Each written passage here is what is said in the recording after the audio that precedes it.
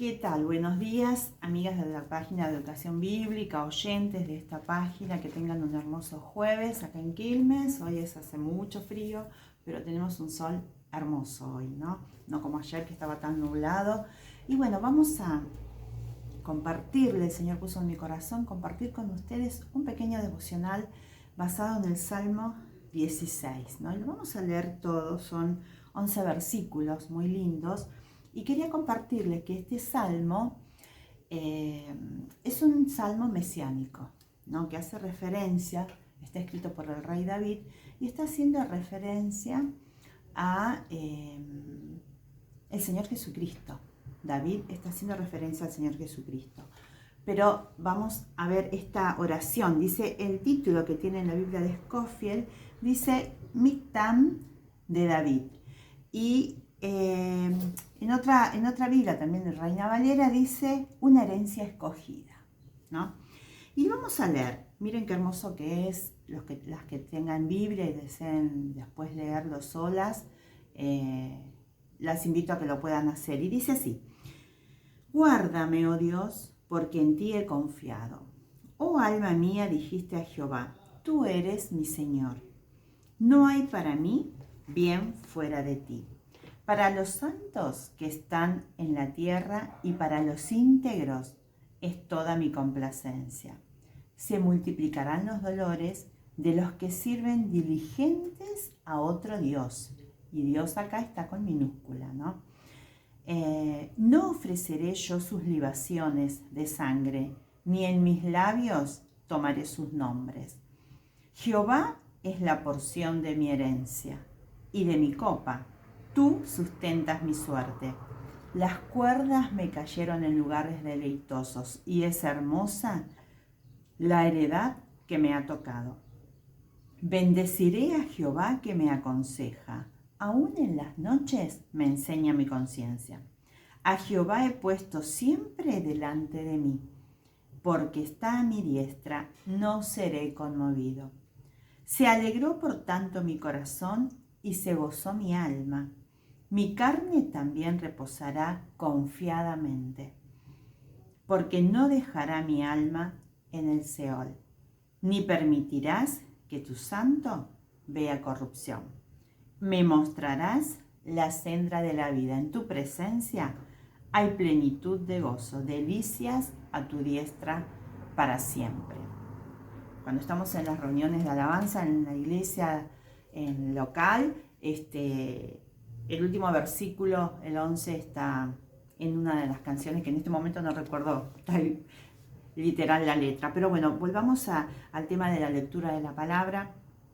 Este es un salmo precioso y es como que David acá está también agradecido,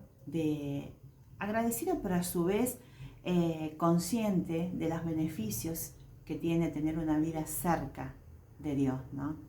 Porque dice, tú eres mi Señor, no hay para mí bien fuera de ti. Después, más abajo, en el 4 dice que los dolores se le van a multiplicar a los que no creen en Dios, a los que sirven a otros dioses, y dioses con minúscula, ¿no? Dice en el versículo 5, Jehová es la porción de mi herencia, bendeciré a Jehová que me aconseja.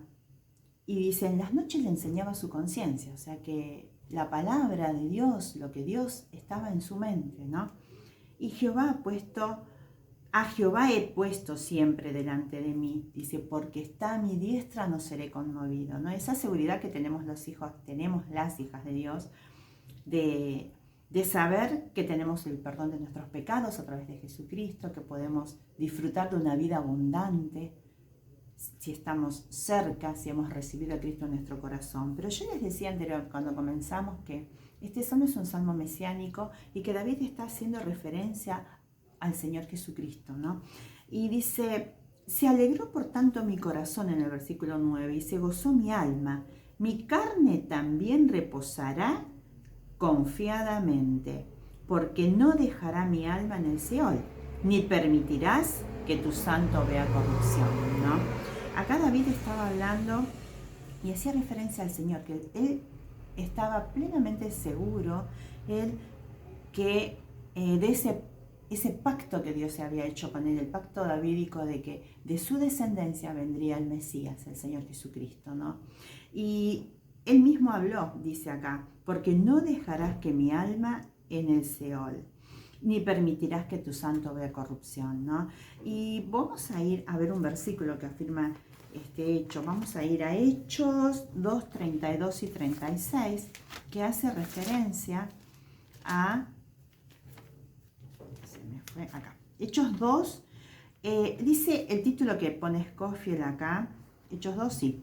David predijo en el reinado del Mesías, dice, que vendría después de la resurrección, ¿no? O sea, después que el Señor Jesucristo, que no en su primera venida, cuando vino acá a la tierra para hacer un ministerio, para morir en la cruz, sino después de esa resurrección. Y él está hablando acá, cuando recién comienza la iglesia, que el Señor ya había ascendido en Hechos 2, le está hablando a los judíos que estaban a su alrededor y como conocían la ley, les hacía referencia a él siendo judío.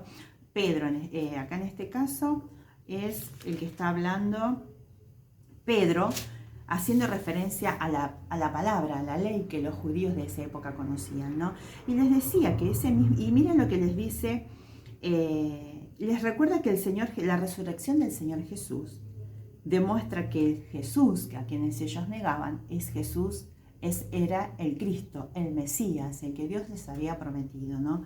Y en el versículo 32 de Hechos 2 dice, a este Jesús resucitó Dios, de lo cual todos nosotros somos testigos. Así que exaltado por la diestra de Dios y habiendo recibido del Padre la promesa del Espíritu Santo, habiendo recibido del Padre la promesa del Espíritu Santo, ha derramado esto que vosotros veis y oís, les decía Pedro, porque David no subió a los cielos, pero él mismo dice, dijo el Señor a mi Señor, siéntate a mi diestra, hasta que ponga a tus enemigos por estrado de tus pies. Sepa pues, ciertísimamente toda la casa de Israel, que a este Jesús, a quien vosotros crucificasteis, Dios le ha hecho Señor y Cristo, ¿no?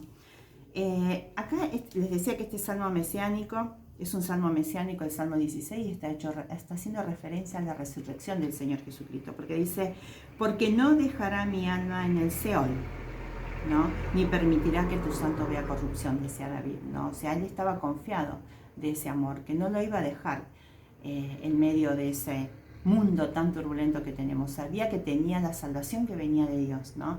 Y así es con nosotras. Gracias a que somos sus hijas, las que hemos recibido a Cristo, sabemos que en este sistema mundial, en este mundo que vivimos, donde el pecado reina, porque el pecado entró al mundo por un hombre y por el pecado la muerte, sabemos que somos todas pecadoras y a veces decimos cada vez está todo peor, pero esto fue siempre así, porque el pecado está reinando en este mundo. El Dios de este siglo, Dios de este con minúscula, el príncipe de este mundo, que es Satanás, es el encargado de que el mundo desvíe la mirada de Dios. Él está detrás de todo este desorden que vivimos hoy actualmente, ¿no? Porque Dios es un Dios de amor, un Dios de paz. Y volviendo al tema del Señor Jesucristo, les decía que habla de la resurrección del Señor Jesucristo. Y leímos en Hechos 2 recién, y vamos a ir a un último versículo, en Juan 20, el Evangelio de Juan, para que no se nos vaya el tiempo, preparado para este devocional. Me pasé de capítulos. Juan 20 dice lo siguiente. El capítulo 20 del libro de Juan, no lo vamos a leer todo porque es muy largo, no nos daría el tiempo. Las invito, las que deseen y tengan Biblias, pueden leer que habla sobre la resurrección del Señor Jesucristo. ¿Cómo fue la resurrección? El Señor murió en la cruz por nosotras, por nuestros pecados. Él entregó su vida voluntariamente por amor, porque vio nuestra condición de pecadoras, ¿no?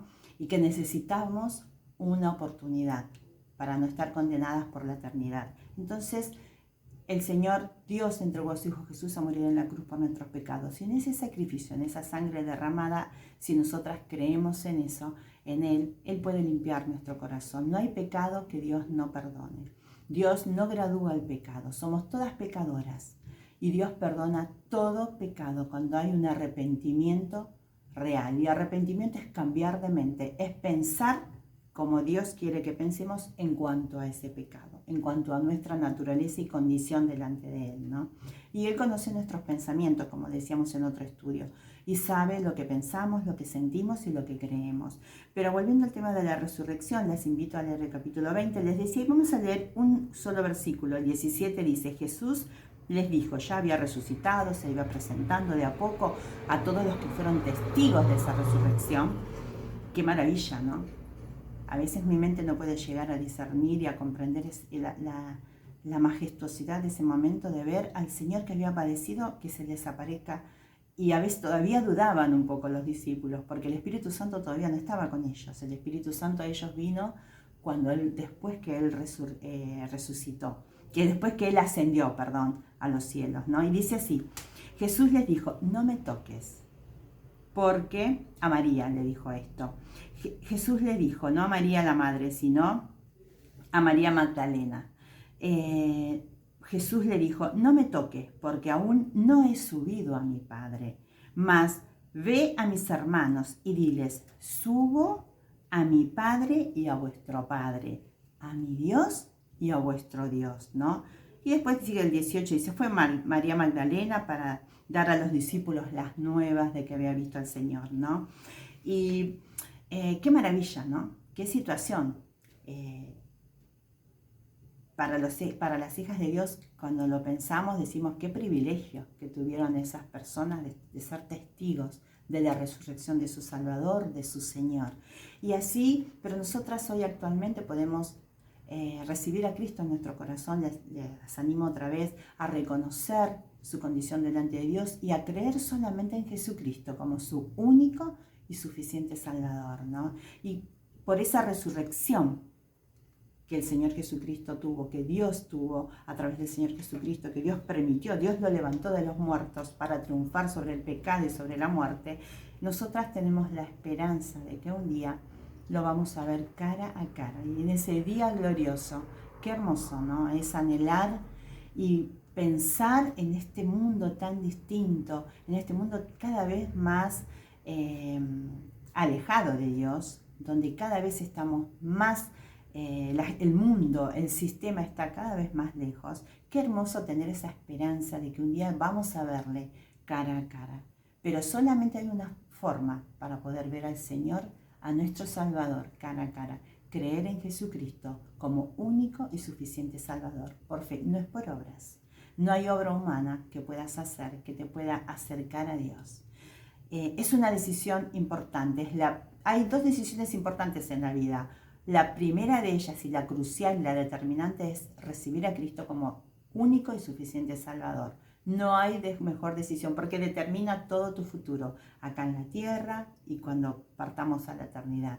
Porque acá en la tierra tenemos una vida abundante. Y esa vida abundante viene del gozo que viene del interior, de una perspectiva diferente al resto del mundo. Es un estilo de vida, es una relación personal con Dios. Así que a las que somos sus hijas las animo a que podamos disfrutar de esa vida abundante, ¿no? De saber que a pesar de las dificultades, de las pruebas que las vamos a tener, porque Dios no nos ha prometido que no vamos a tener pruebas, al contrario, Él quiere pulirnos, nos quiere perfeccionar, nos quiere presentar con muchas coronas delante de sus pies dadas por Él, para alabarle, para adorarle. Las pruebas vienen para que le conozcamos cada vez más a Él, para probar nuestra fe.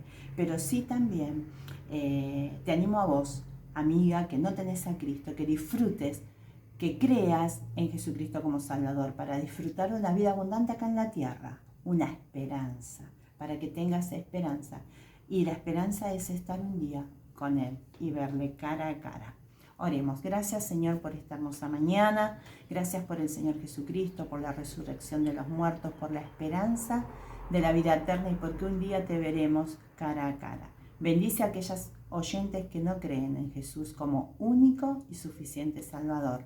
Te lo pido en el nombre de Jesús, mi Salvador. Amén.